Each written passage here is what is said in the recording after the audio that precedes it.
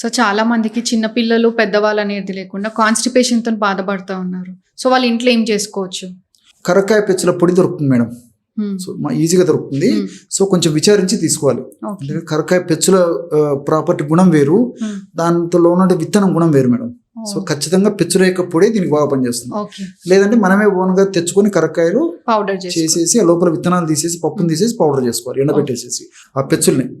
So ఆ కరక్కాయ పెచ్చుల యొక్క పొడి ఒక 50 grams. అదేవిధంగా సునాముఖి పౌడర్ దొరుకుతుంది మేడం. సెన్నా పౌడర్ అంటారు, సోనాముఖి పౌడర్ మార్కెట్ లో దొరుకుతుంది మేడం. సో లేదంటే ఈ సోనాముఖి లీవ్స్ కూడా దొరుకుతాయి ఎండినటువంటివి. చాలా ఈజీగా పౌడర్ చేసుకోవచ్చు. ఫ్రెష్ గా తెచ్చుకొని పౌడర్ చేసుకుంటే ఇంకా బాగుంటుంది. సో దాని యొక్క పౌడర్ ఒక 50 grams, జాగరీ పౌడర్ ఒక 50 grams, అంతా కలిపేసేసరికి 150 grams మెడిసిన్ అయిపోతుంది మేడం. సో ఈ 150 grams మెడిసిన్ ఇంచుమించు పెద్దవాళ్ళకు 1 month సరిపోతుంది.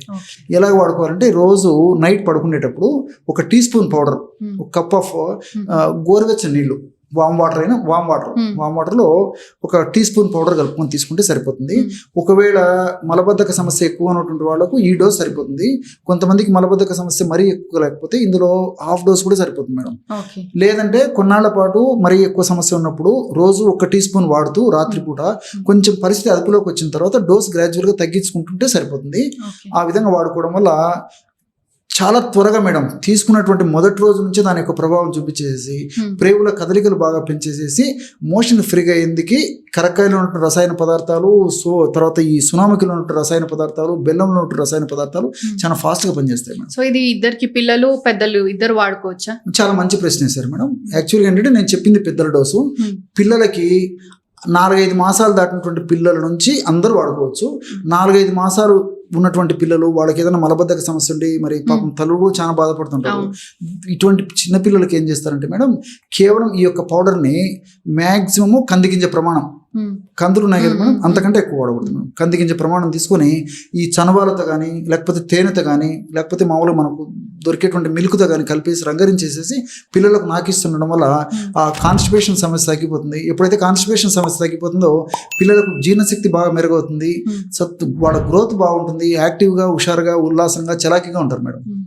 మనము ముందు ఒకప్పుడు చపాతీ గురించి మాట్లాడుకున్నాం కదా. చపాతీలు నరాల బలహీనతకి కూడా చపాతీలు తినలేని వారు ఎట్లాంటి హోమ్ రెమెడీ చేసుకోవచ్చు నరాల బలహీనత ఉన్న వాళ్ళు? ఓకే, దీనికి ఉసిరిక పొడి 20 grams అమ్మా, అశ్వగంధ పొడి 20 grams, లవంగాల పొడి 20 grams, ఒక్కొక్కటి 20 grams. ఉసిరిక, అశ్వగంధ, లవంగాలను కాస్త వేయించేసి పౌడర్ చేయాలి.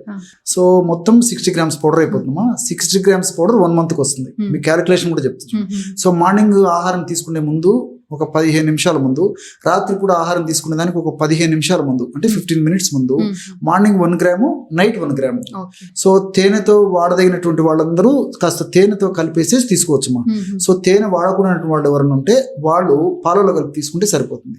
సో తేనెతో కానీ పాలతో కానీ వాళ్ళకి ఎవరికి ఎలా వీలైతే అలా తీసుకోవచ్చు, ప్రాబ్లం ఉండదు. సో చాలా మందికి సీజనల్గా తామర ఫంగల్ ఇన్ఫెక్షన్ వస్తూ ఉంటుంది కదా, బాగా దురద ఉంటుంది. అది ఇంకా డయాబెటిక్ ఉన్న వాళ్ళ మీద ఇంకా ఎక్కువ ఎఫెక్ట్ ఉంటుంది కదా. అట్లాంటి వాళ్ళకి ఏమైనా హోమ్ రెమెడీస్ ఉన్నాయా? చాలా ఉన్నాయమ్మా. నిజంగా చర్మం వ్యాధులలో తామరకు ఒక ప్రత్యేకమైన స్థానం ఉంది అని చెప్పుకోవచ్చమ్మా. సో తల నుంచి కాళ్ళ వరకు ఎక్కడైనా తామర రావచ్చు. వయస్సుతో నిమిత్తం లేకుండా, స్త్రీ పురుష తారతమ్యం లేకుండా ఎక్కువ శాతం మందిలో వచ్చేటువంటి అత్యంత సర్వసాధారణమైన సమస్య తామరమ్మ. ఒక ఫంగస్ అనేటువంటి క్రిమి వల్ల వస్తుంటుంది. సో వెయిట్ ఎక్కువ ఉన్నటువంటి వాళ్ళు, తర్వాత ఎక్కువ చెమట పోసేటువంటి తత్వం ఉన్నటువంటి వాళ్ళు, షుగర్ వ్యాధి నియంత్రణలో లేనటువంటి వాళ్ళు, వీళ్ళకి మరీ ఇబ్బంది పెట్టేటువంటి పరిస్థితి ఏర్పడుతుంటుందమ్మా. ఈ తామరకి చక్కటి హోమ్ రెమెడీ. దీనికి ఏంటంటే మార్కెట్లో అతిమధురం అని చెప్పేసి దొరుకుతుందమ్మా. అతిమధురం ఈ మధ్య అది కూడా చాలా పాపులర్ అయిపోయింది. అతిమధుర చూర్ణం ఒక 10 grams. అదేవిధంగా గంధం పొడి, దాన్ని శ్రీగంధం పొడి అని చెప్పేసి అంటుంటారు, అదొక 10 grams. అదేవిధంగా క్యాంఫర్ అంటే కర్పూరం, మన ఇంట్లో దొరికేటువంటి కర్పూరం దేవుడి దగ్గర చాలమ్మా. పచ్చ కర్పూరం కాస్ట్ ఎక్కువ ఉంటుంది, అది అవసరం లేదమ్మా. మన ఇంట్లో దేవుడి దగ్గర వాడేటువంటి కర్పూరం వాడకుండా సరిపోతుంది. మరి అది సేఫేనా? పైపూతకు మందికే కదమ్మా. ఓకే. ఇంటర్నల్ గా అయితే Hmm. ఖచ్చితంగా నేచురల్ కర్పూరం వాడుకోవాలమ్మా, పచ్చ కర్పూరము. ఎక్స్టర్నల్ అప్లికేషన్స్ కి పై పూతలకు మందులకంతా మన ఇంట్లో దొరికేటువంటి దేవునికి వాడేటువంటి కర్పూరం వాడుకున్నా సరిపోతుంది. ఖచ్చితంగా మాత్రం కడుపులోకి ఔషధంగా తయారు చేసుకుని వాడుకోవాలంటే పచ్చ కర్పూరం అని చెప్పేసి చెట్టు నుంచి వచ్చేటువంటి పదార్థమా అదే వాడుకోవాలమ్మా, ఇలాంటి వాడుకోవాలి. సో అతిమధుర చూర్ణము, శ్రీగంధం పొడి, కర్పూరము నేను చెప్పినటువంటి రేషియోలో 3 పదార్థాలు కలిపేసి ఒక గాజు సీసాలో నిల్వ ఉంచుకుని సమస్య తీవ్రంగా ఉంటే రోజు 2 సార్లు కొన్నాళ్ళ పాటు వాడుకోవచ్చు. సమస్య కొద్దిగా ఉంటే రోజు ఒక్కసారి వాడుకున్నా సరిపోతుంది. తగినంత పౌడర్ని తీసుకుని తగినంత కొబ్బరి నూనెతో రంగరించడం వల్ల బ్రహ్మాండమైనటువంటి క్రీమ్ లాగా తయారైనటువంటి క్రీమ్ లాంటి ఔషధం తయారవుతుంది. దాన్ని ఆ తామర ఉన్నటువంటి భాగంలో అప్లై చేసేసి మైల్డ్గా మసాజ్ లాగా చేసేయాలి. సో ఈ విధంగా చేయడం వల్ల చాలా సమర్థవంతంగా, స్పీడ్గా, వెంటనే సత్వరమే ఇందులో ఉన్నటువంటి ఔషధ గుణాలు తామర వ్యాధిని కలుగజేసేటువంటి ఫంగస్ క్రీమ్ మీద పనిచేసి వెంటనే తామర వల్ల కలిగేటువంటి దురద, మంట, పోటు, సలుపు, డిస్కంఫర్ట్, అసౌకర్యం అన్నీ తగ్గిపోతాయి. చాలా త్వరగా పనిచేసేటువంటి చక్కటి ఈ యొక్క ఎక్స్పీరియన్స్ టిప్ అమ్మా ఇది. ఇది పిల్లలకి కూడా వాడొచ్చా? వాడుకోవచ్చు అమ్మా. పిల్లల నుంచి పెద్దల వరకు ప్రతి ఒక్కరు తామర వ్యాధితో ఇబ్బంది పడేటువంటి ప్రతి ఒక్కరు వాడుకోవచ్చు. ఓకే.